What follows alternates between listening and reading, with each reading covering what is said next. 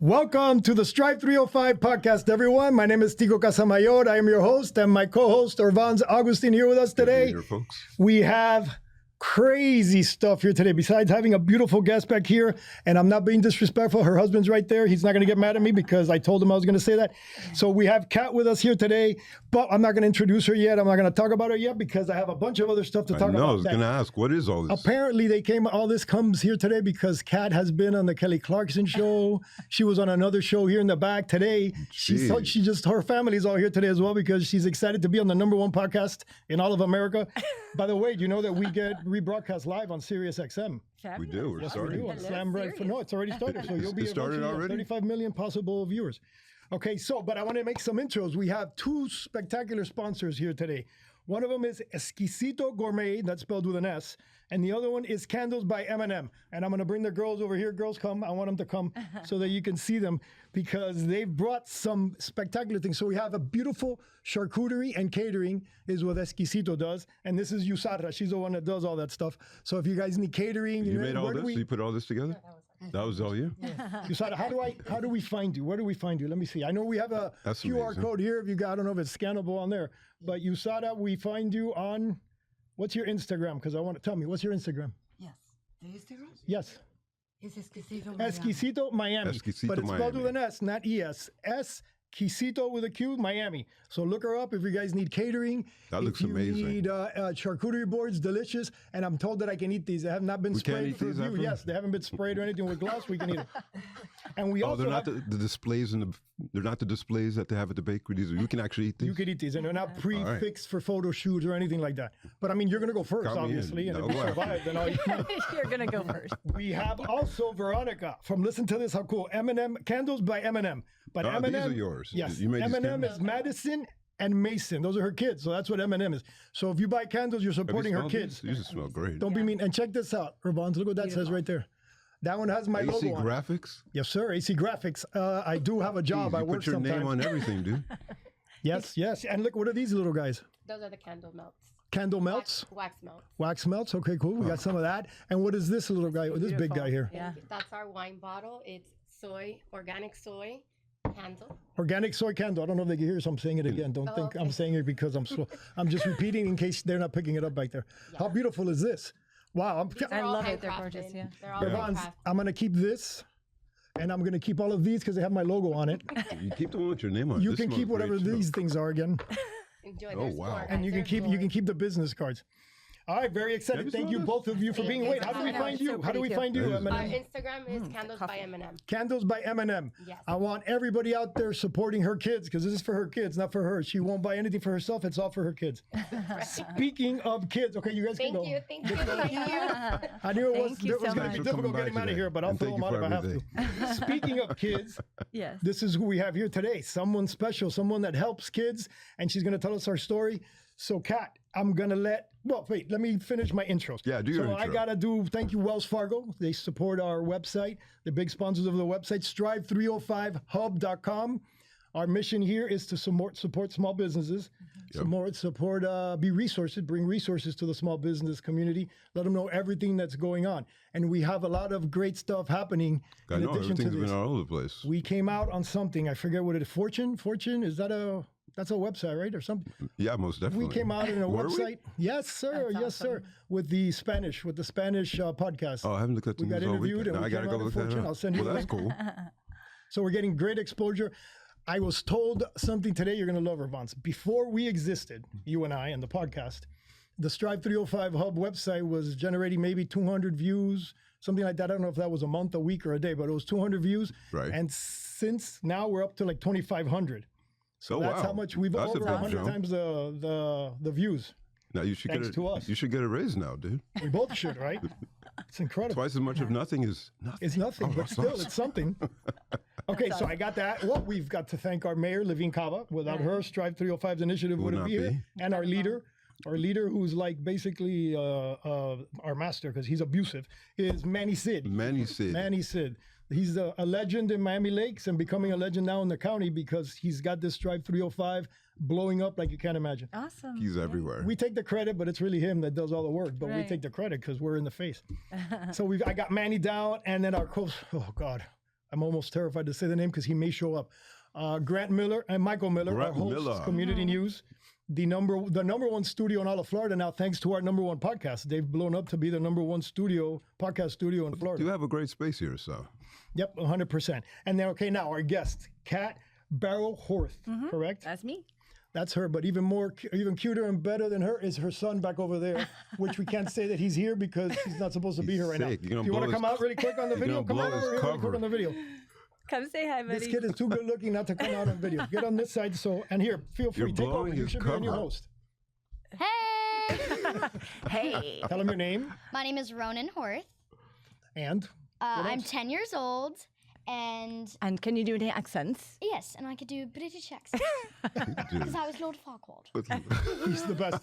From what I understand, he speaks English, Spanish, a little Mandarin. You spoke there with Grant, and what else? No French, right? That's the one he got us with. That's right? next week. Incredible.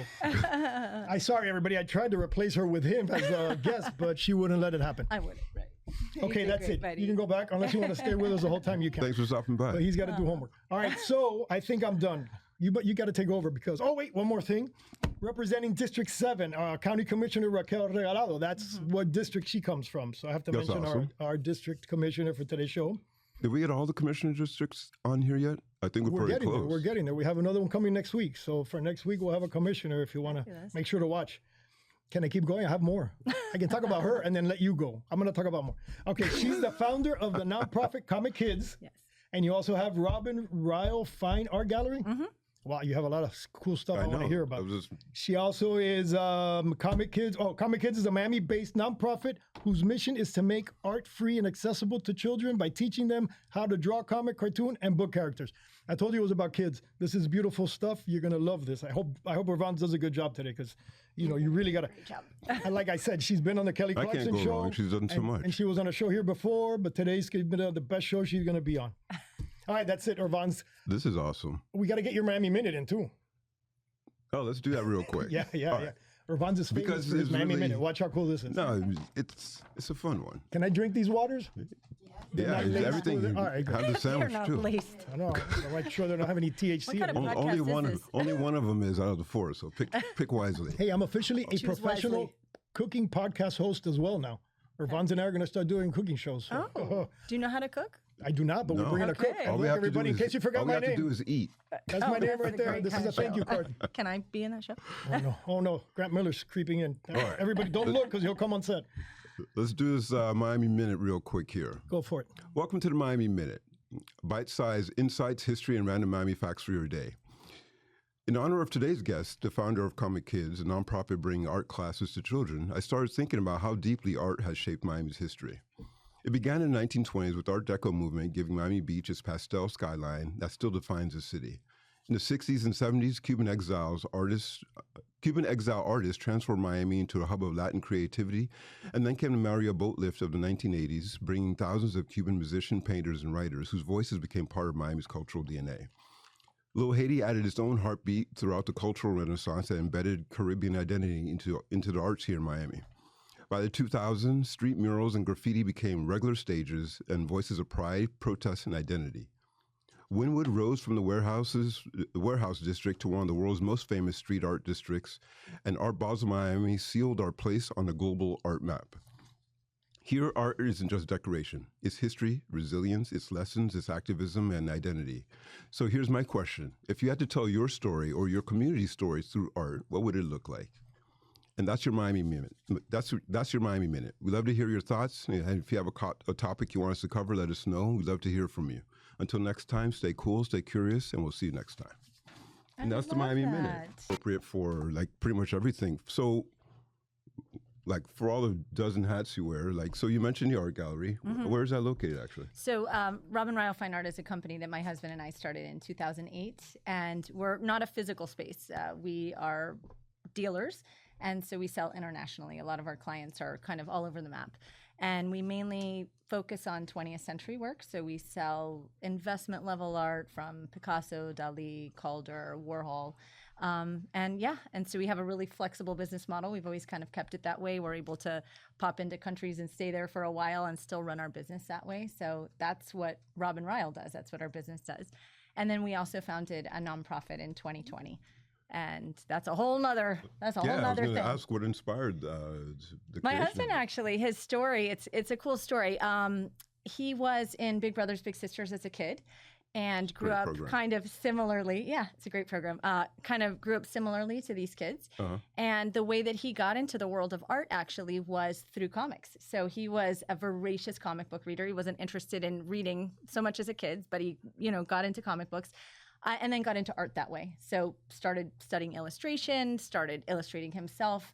Then he went along to University of Florida, became an illustrator for their school newspaper there, majored in art history, and then did a career in art. So when we had our business established for a while, we know what we're doing. We always had wanted to be involved in the Miami community. How do we do that? We want to do that with kids. We knew that. So it was going to be art and kids. So we reached out to Big Brothers Big Sisters. And then we said, hey, we'd love to teach them how to draw comic characters. This could be a really fun, kind of unique class. And then we ended up really loving teaching the kids. So we would go in once a week to Big Brothers Big Sisters, teach them comic theory, teach them how to illustrate the characters. And of course, because they're kids, they're going to tell you what's up. It's not the other way around. Yeah, so they're that's like, what we usually want to works. draw, SpongeBob SquarePants. So I was like, okay. So we branched it from just comics to cartoons as well.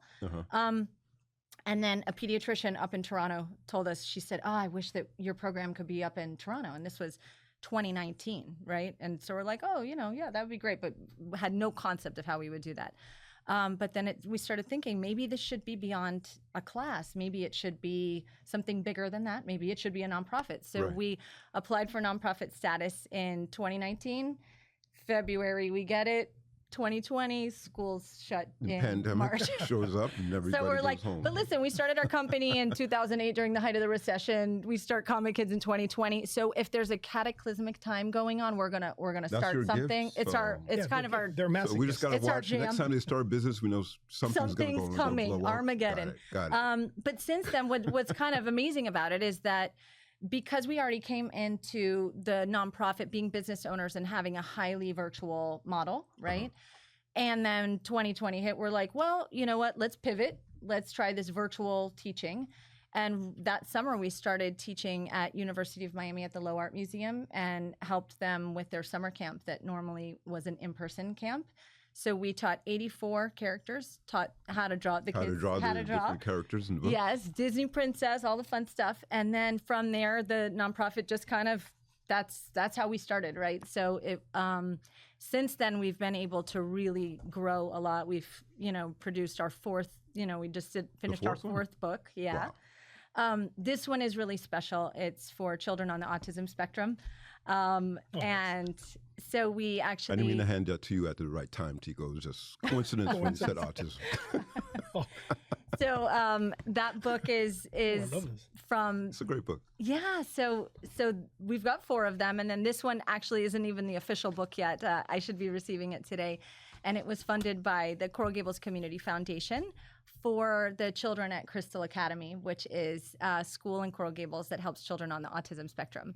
So what we did is we interviewed the school and figured out what the teachers would like to be able to see. How can we create an art book for kids that might have challenges with fine motor control or, different challenges that they might have. So how can we create an art book that's inclusive? So we interviewed the school. They gave us their wish list, and we compiled a book based on the alphabet they wanted to do and also activities that could be seen kind of around the city. So there's Coral Gables landmarks in the book so that the kids can recognize it. The Biltmore Hotel, the Granada Golf Course is in there. But yeah, that's really a big part of what we're doing is creating digital content. So we're creating books.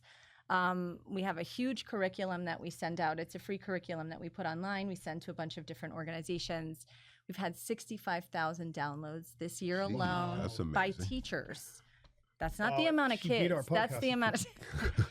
Should I go now? That's a good thing. No. Yeah, so we've got a lot of reach, and it's international, and then we're also It's rolling mostly, out. I mean, it's not just for teachers to download. Can parents and others Yes, download parents as can well? download. It's free to everybody. That's awesome. But our kind of our end user is children, but our target demographic is teachers. So we really want to make art curriculum accessible so that teachers everywhere can give it to their students without having the challenges of funding for Funding it. of- Right. yeah. Yeah. That is spectacular. I That guess is whose spectacular. wife is a teacher.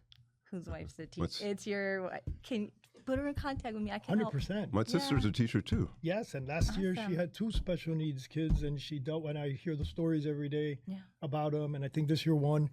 And I was going to ask you why, but I think I know the why. At least I know what happened to me, an experience. I'm just going to share. I know I'm not supposed to talk during Irvan's time. He's very critical about it, but I'm jumping in for a sec. I had an experience. I do a lot. I don't know why. Don't ask why. I do a lot of this when it comes to my town of Miami Lakes. You know, with the mayors, I go to ribbon cuttings. We do proclamations. We do events. And we were in the middle of an event, and the mayor says, "Oh, I'm supposed to stop by this other event that's happening today. Can you come with us and do content? I'll do my camera. I take pictures." And it was a special needs digital class. They were doing a digital class, and it was the presentation. They were all presenting their digital creations, little cartoons that they made Yeah, digitally. amazing. And then the following week was the presentation, where they were giving out the awards and all that. But I went to the class, and it was just a classroom with kids and all of them with their computer. And then the mayor went one by one, which I couldn't believe he did either, because we were in a hurry to get to another ribbon cutting. So we went ribbon cutting, this and that, but I was in tears and I didn't want to leave. One by one, the kids presenting their digital creations, like their little story. They made little cartoons, 1 second long, some of them, 3 seconds long, the other ones. But the passion and the intensity and the genius to do that, Sure. it was incredible. And the love and the way that they reacted to the mayor being there and them showing it, I'm getting teary-eyed now. It was the most. Don't So make I me know cry. the why. I'm not gonna even ask you why you do this, Right. because that was worth it. I told the mayor I'd rather do this every day of the week than do another ribbon cutting for a new business, even though that's what we're here for. That was the most beautiful experience for me ever. I sent it to them, the newspaper. I told them, if you don't publish this, I'll never send you another picture again. It was spectacular. So I know the why. I won't ask you, and I know how hard it is. And the teachers that were there were so incredible. The patience Oh yeah. and the kindness, and their voices almost sounded like cartoon characters from Disney World, the way Yeah. that they are. It's, I go, how it's do you have that humanity at energy? its best. It really is. It's humanity at its It's best. crazy, Right? which is basically what you're doing. You're like my Mickey Mouse. I'm working on Or it. my Minnie You're Mouse working on today, what you're doing with this, which is spectacular. So thank you for that. Awesome. And I Thank appreciate you. it. And I'm That's sorry, wonderful. Irvans, for interrupting. No your- apologies No, that needed. was I great. think- but I do Yeah. feel like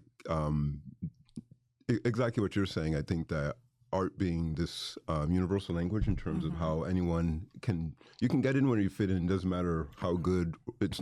Good is relative, right? It just use it as a form to express yourself. Sure. Because my brother had a similar story to your husband, where like he was totally inspired by art growing up, and comic books is what we collected and read. Sure. We probably should have kept some of them. Some probably been worth some money now. Totally We should had have no kept some of idea. them. We just took them and we. But that's what he used to love to draw, and he used to draw everything. But he's an architect now. He teaches course, at USC right? and everything. But it was really just through art and comics that really That's incredible. started that. And are you an artist? Yeah. Oh yeah. I drew all the things.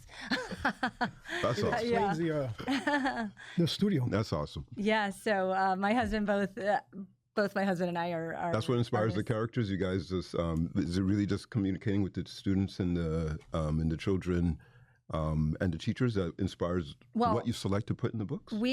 So the books are our own creations, right? So and we're actually working on another one right now. But we actually teach kids a lot of times when a new movie comes out. So K-pop Demon Hunters, for example. I don't know if you're in the know with that. If you're a parent, I've heard the name. I haven't Okay. seen any of that stuff, but I've heard it. okay, it is the number My one daughter's Netflix watched it, animated movie. She's watched it, right? She knows all the songs. So look, for example, that we created a bunch of content for that, a bunch of art activities for that. We taught it last week at Nicholas Children's Hospital. We teach there regularly. So anytime a new movie comes out that's relevant for kids, animated movies, we're going to teach how to draw those characters. That's awesome. Yeah, so it's fun, and they think it's cool, and then that makes us cool We're all trying to Ish. just be coolish. You're still parents. Exactly. And how do you, I guess, the difference in terms of if you're creating some of this artwork or these books for kids on the spectrum, what's the distinction between that for children who are on the spectrum? What do you add to it in terms of the what am I trying to say? I know what you're saying. I got you. Because there's to me, I didn't. Without? Yeah, you want to understand. Let me if I tell you a little bit of what's in the book, that might kind of explain it a little. So one of the things that's in the book is first, it's highly representative, right? So we make certain that there are children in there that physically look like they can be identified, and that's not necessarily the case with autism, right? But we have children in the book that we drew that have Down syndrome. We have children that are playing with fidget spinners, that are wearing headphones. That's another thing that you see a lot with autistic children. We've got AAC devices, which are the type of devices that kids use to communicate. Yeah. So from a representative standpoint in the book, that's what we put in there so that kids would see it. From a curriculum standpoint, the book is an alphabet and activity book, but the alphabet is not in alphabetical order. It's in the order of what's easier for kids to be able to do first. So that's vertical and horizontal lines. Yeah.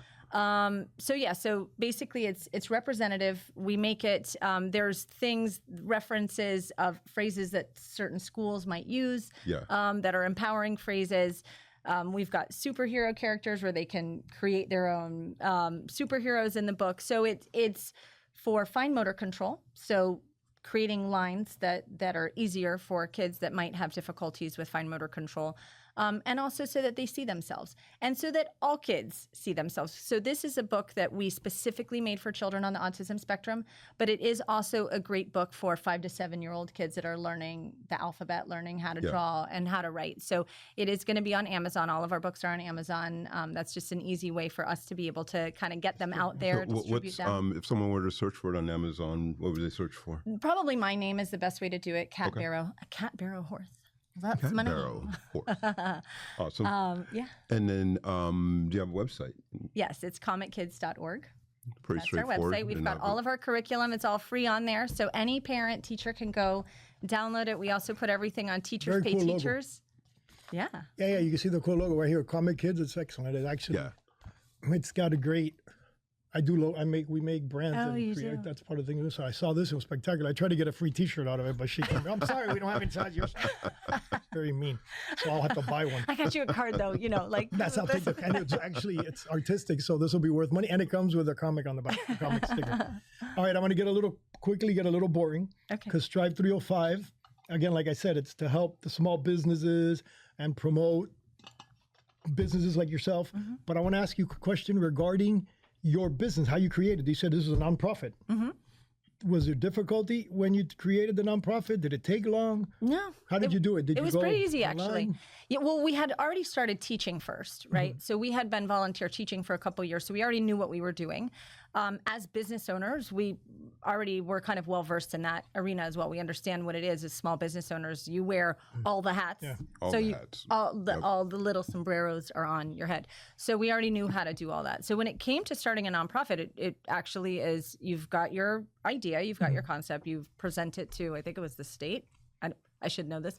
And then they approve you or not. You get a letter in the mail. And we got ours on, February 2020, and then you're officially a nonprofit. And it's interesting because a nonprofit is very much a business. Like a lot of people, it's the business of doing awesome stuff, but it's a business. People should really learn to run them more like business. A lot of people don't, but they really should. And that's a lot of the vision that we have for Comic Kids, to be by focusing on video content. That's something that we're going to be rolling out. We're actually super excited about it with University of Miami.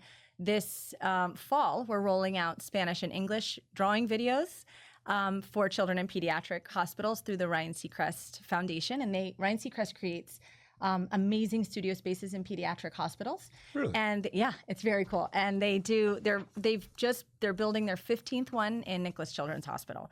So it's a national, they have about 3.8 million patients come in throughout the course of the year in all their hospital systems. So they create a studio, and then they have people come in like us or, big entertainers to be able to entertain the kids. And they have closed circuit TVs, so the kids will be able to see the videos and the program that's running in the studios in their hospital rooms.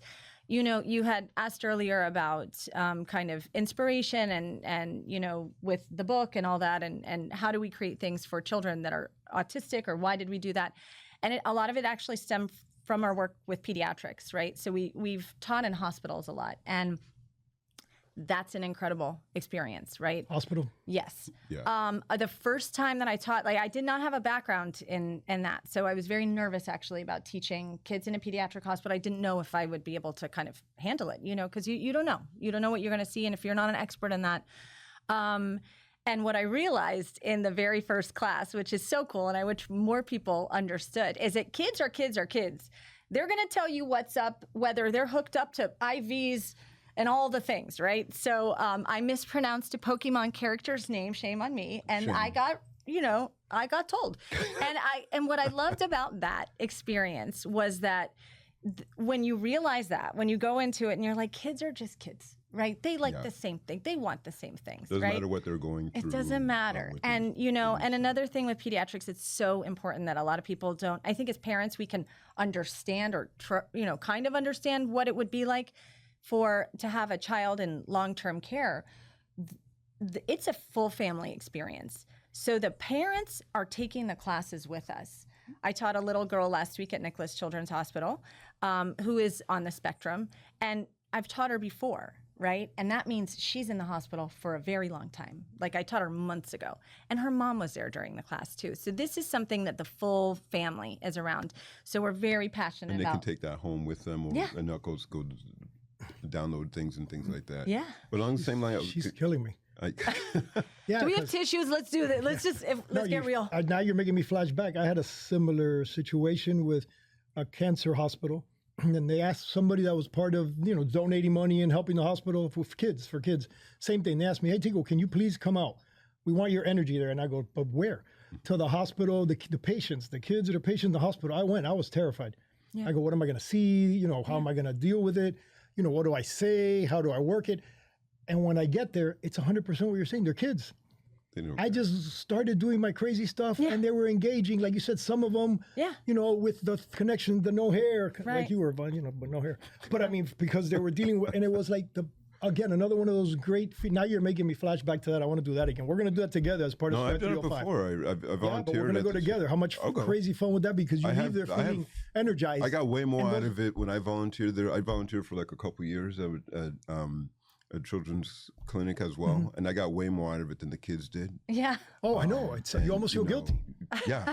You're like, is it for me or is it for them? You see what you're doing? And these type of books there for them too, because definitely. That was the thing. And then we'd all go to the playroom together, and I'd engage and play with them and hang out. And I was like, I was really scared. I've never been so scared in my life than to go and do that because you don't know what to expect. You don't know, and you don't want to say anything wrong, and you don't want to do anything wrong. But approaching it and understanding that kids are kids, that's very helpful way to do it. There's also something called the Disability Resource Fair that Miami's going to be having on September 6th, and it's going to be out at the Youth Fair location. And so that we're going to have our book there, and we're going to be meeting a lot of families with children with disabilities and also other organizations that serve these kids. So we're really excited to be able to go to that because we want people to know our curriculum is free. Anybody can get it. We do book drives, and we want to be a resource for any organization, any school, any parent that wants to have art for their kids. No, I'll definitely be sharing. I know 4 different places I can share it. One last question I have, as a parent of an artist, if you had to give advice for an artist just like you starting a business, what would your advice be to them? Well, I'm actually going to give you advice as a parent first, and then that's why I keep my hair low. Yes, I can grow hair. I just shave it all. How old's your child? I have an 18-year-old daughter. She's in her senior year of high school, and I have a 25-year-old. She's finishing up at FIU and finishing her art degree. Amazing. So I'll say this: a lot of parents can get. Why I want to approach you about this first. A lot of parents get nervous having a child that has, specializing in art because they don't know what are you going to do, what's practical, right? Yep. And that's what we all hear. I was a studio art minor. My husband was an art history major. Anybody that is specializing in the arts in any way, they get questioned about it. How practical is it, right? And I will say this, and this is my soapbox, and if society as a whole understood this concept, I think we wouldn't be asking for funding in the arts so much because people would actually understand how relevant and necessary the arts are. Yeah. If you had mentioned earlier about going into architecture, it was your brother, right, that went into architecture, and kind of comics were a catalyst to that. Children are going to start exhibiting that very young if they're artistic in any way. And I'm not just talking about drawing, right? I'm talking about the arts in general. They're artistic people, and you know it. Instead of the word artist, use the word creator, right?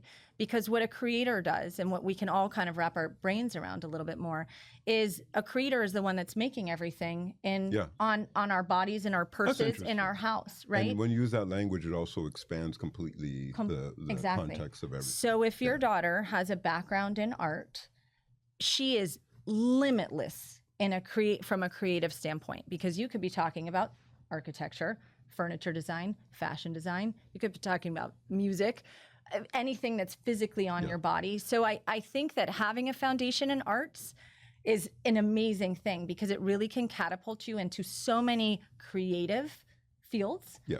And they're everywhere. Because if you're creating a product, right, you need a creative person that's doing that. You need a creative person that's packaging that product, that's marketing that product. So, get out there, get her out there, have her talk to gallerists, have her talk to all. My experience with my brother was a good one, so I'm definitely not scared for her in that sense, but I'm definitely pushing her out there. And because she's an artist, she's very highly detailed. Yeah, she does great data work. Interesting. Because she's just really focused on those types of things, but we can dive into that later, but I'll next time. I'll definitely connect her with you. Yeah, it just happened. That's what happens when you talk to Irvans. It feels like if you're feels like you're talking for 5 minutes. Me, I never said anything. Okay, we're over time. I'm getting screamed at. Emily just threw a flower at me. All right, really quick. I gotta do quick thanks now because we ran out of time. Sure. So thank you for being here. Thank you for everything you do. Thank you for this. Thank you for bringing back all those wonderful memories for me. Thank you, Exquisito Gourmet, for everything you brought to. By the way, I ate most of this one. Be careful, this little gold thing you don't eat. I tried to eat it, but it doesn't taste like anything. I'll make a mental note. I already took bites out of my sandwiches. And the candles? Candles by M&M. Thank you, Veronica. Thank you, Morgan and Mason, for Madison and Mason. Madison and Mason. Morgan is one of my nephews. Okay, thank you, both of you, for being here. Thank you for bringing that to us. Thank you, Irvans, for being the best co-host and best friend a guy could have. And we met doing this, believe it or not. Oh, you did? Yes, I met his wife last week for the first time. She was terrified. She drove away really fast when she met me. Whatever. You get accused of being a lot. Sometimes. I have no idea what that feels like. Or not enough. My wife says not enough. No, I'm just kidding. Thank you for this. I'm not allowed to open it on air, but I will later. That's very thoughtful. And then thank you, Grant Miller. Thank you, Michael Miller. Thank you, Randy News. Thank you, Mayor Levine Cava. Thank you, Manny Sid. Thank you, everybody. And what's our producer's name? Emily, the best producer. Thank you very much. We have the best producer today, Emily. Alex is on break, I guess, or she got rid of him. I knew eventually she'd take over his spot. Believe it or not, she also hosts a podcast. Does she? Yes, she has podcasts on there. What's it called? It the other day. I don't know. What's it called, Emily? What's it called, Emily? Everything with Emily. Look at that. Our producer is a podcast. I should have guessed that. Next week, I might be replaced. You might see Emily sitting here. Okay, goodbye, everybody. Count us down, Emily, because I'll keep talking. You know me. Thanks a lot, folks. Thank you.